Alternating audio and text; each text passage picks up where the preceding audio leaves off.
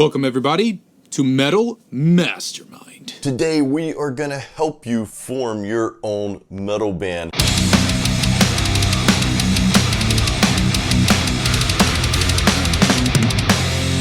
We're going to give you 6 tips to help you have a successful and happy metal band. It could be a happy death metal band. We want all of the band members to be happy, and following these 6 rules that we're about to go over, I think is going to help you do that.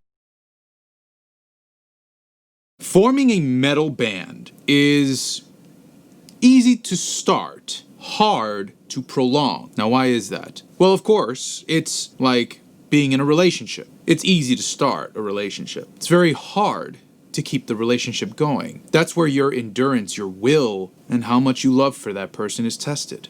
Like any relationship, being in a band also will test your will, your endurance, and your love for the people that are around you. You need to realize that being in a band is like being in a marriage, okay? You're sharing some investments together, investment of time, investment of money, because it is costly to be in a band if you're really wanting to pursue your band as a career, as a business, which we'll get more into that. And you're also sharing emotions.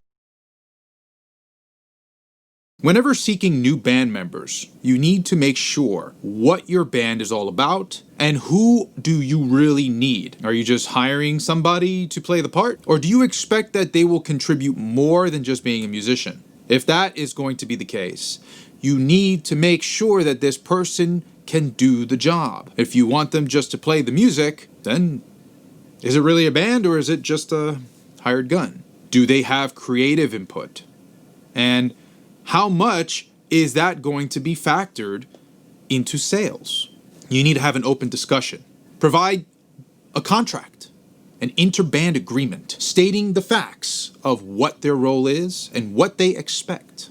When looking for a band member, you need to make sure that the person you're going to invest your time in is going to be one worth investing in. Now, it may not be just you, it may be you and let's say your partner or friend who started the band together and it's your band. You may decide you don't want any more band members, you just want to hire out those instruments to other people.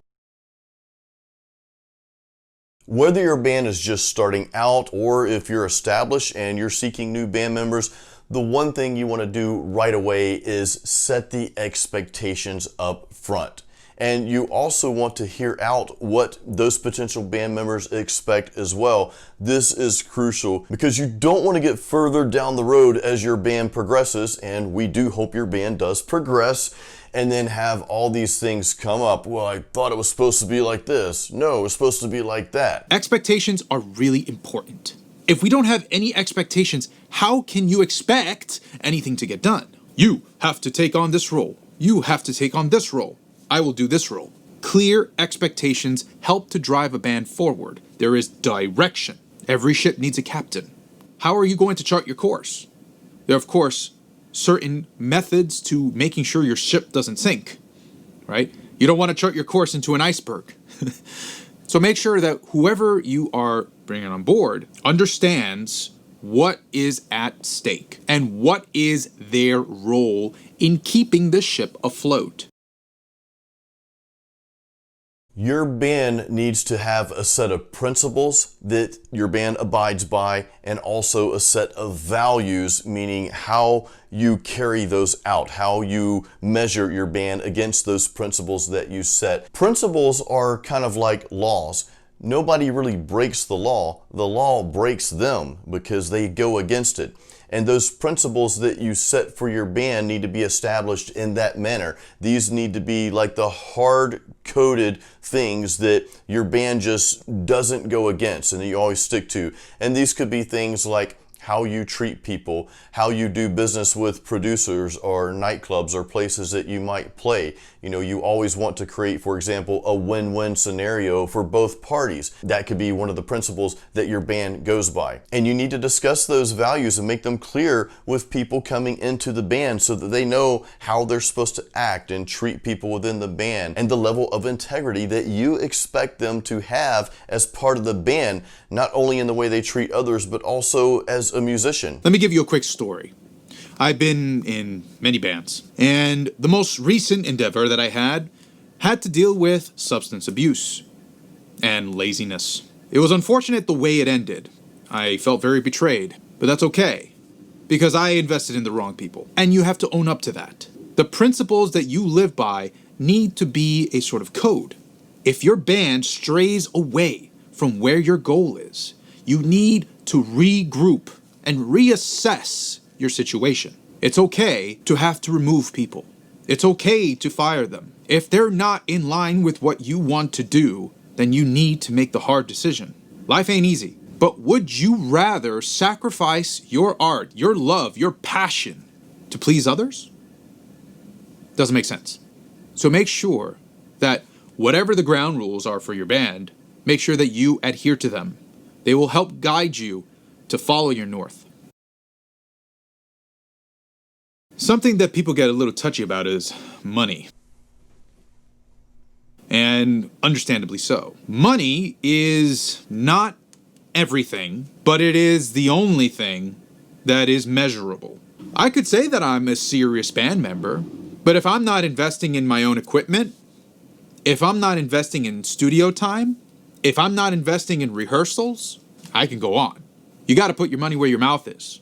Otherwise, don't expect the same treatment. Money is a very good way to see the hierarchy of the band. Depending on how much you contribute, you could make grounds for having yourself in a leadership position since you're investing most of the cash. Are there multiple people pitching in a lot of money to make this happen?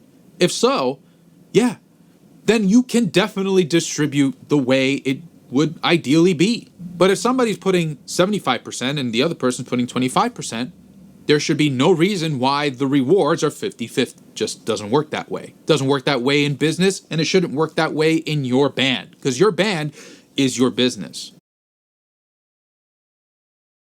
Now, how do we calculate what's important within a band? Well, I think we can all agree that when you're in a relationship with somebody, you tend to have some sort of balance, which means that there's also some compromise, and you need to come to the middle to work together. With music is fun, and it should be fun. We should all love to do our practices and performances with our bandmates. But sometimes rehearsals and performances can go astray. So how do we mitigate that? How do we balance what's important to keep within a band, and how do we manage moving forward? Because at the end of the day, your band, hopefully it's not just a hobby. If you go back and adhere to everything else we've talked about in this video, that will greatly reduce the risk of having conflicts. It doesn't mean it will eliminate it, because conflicts happen. We're people, we're all imperfect. Unless, of course, if you're the one in the band with a big ego, then you always do things the right way. But in all seriousness, if you go back and you adhere to these guidelines that we're providing for you, that's really gonna help reduce the amount of conflict that happens. And when conflicts do arise, these tips will also help you deal with them better. Don't forget, you can go to our website, metalmastermind.com/join, and you will get access to our free PDF guide in regards to building the ultimate home studio. It's free, and if you sign up, you will get notified on all the information and news and blog posts that we have on metalmastermind.com and our YouTube. So please, subscribe, like this video. It helps our algorithms to get all the information that you'll need. We'll be doing plugin reviews, lifestyle discussions. We also even have a live show every Wednesday at noon. That's all for today, folks. Horns up.